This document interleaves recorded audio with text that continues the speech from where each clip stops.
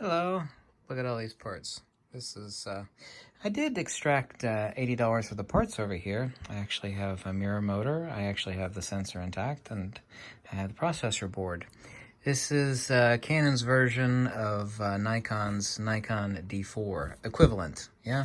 Insanely many thousands of dollars back in the day. People keep asking me, like, why don't you like Canon? Well, the major reason is poor dynamic range on the sensor.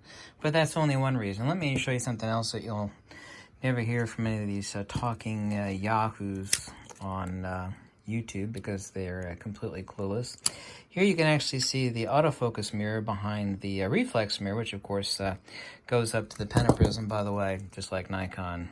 Canon has an extremely gorgeous piece of optical perfection pentaprism. This is one sexy piece of liquid clear glass, just solid and very heavy. But let me get back here. Okay, let's zoom in here, and I can show you why Canon sucks and why their autofocus was so famously bad back in the day.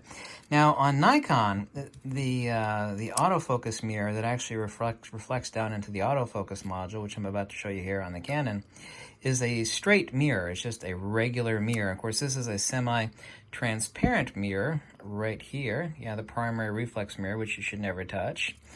But on Nikon, it's just a regular mirror back there, yeah? Now here you can see on the Canon, it's a parabolic or a bowl-shaped mirror, right? Yeah, that's a problem. Not only is the area really small, yeah, you can actually see it through the semi-transparent primary reflex mirror. It's bad.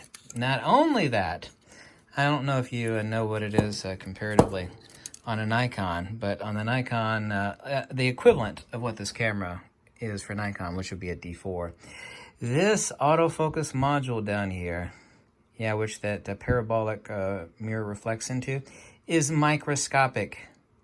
It's pathetic, it's sad, it's sorry, it's horrific, it's no damn good.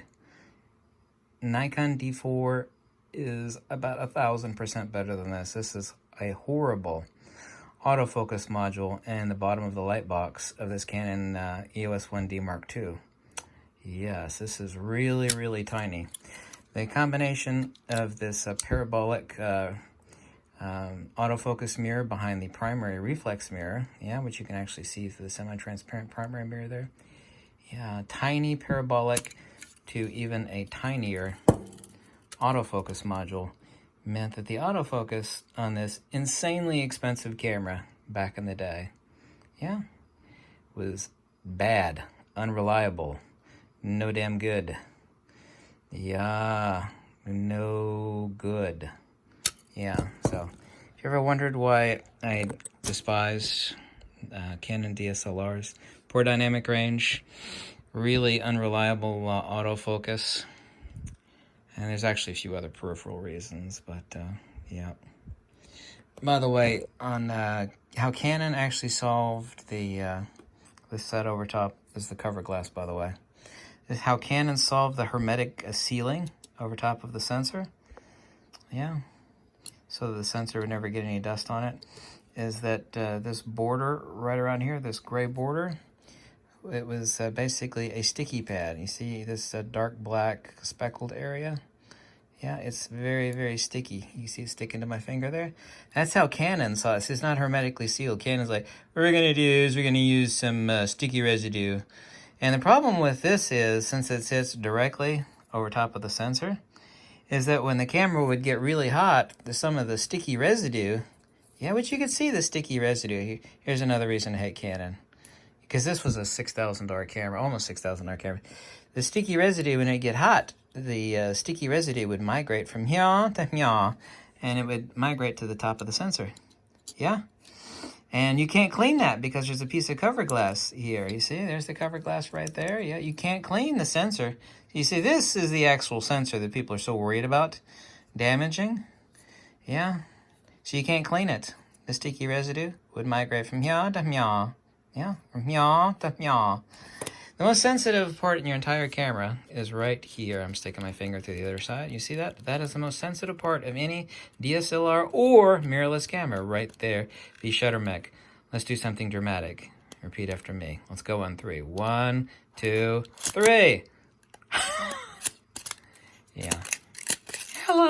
peekaboo. Yes, yeah. Yeah, how sensitive are they? Really, really sensitive. You see how easily I put a fold in that? Just like a piece of paper. Yes. You have to take this whole camera apart, by the way, when you want to replace the shutter mech, and that's the same is true of mirrorless and DSLRs.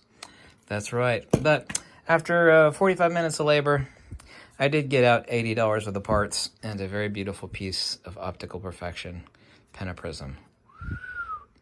Really, really sexy, very heavy. I love optically pure leaded glass like this. It's so sexy. So sexy. Needs a little cleaning, but that's okay. It's not scratched. So, next time you're going to ask me about, why didn't you like Canon? Why didn't you like Canon? Here's several reasons right here. Yeah, everybody else loves Canon, but yeah, that's the reason why. The more you know, the better, right? Thanks for watching. Goodbye.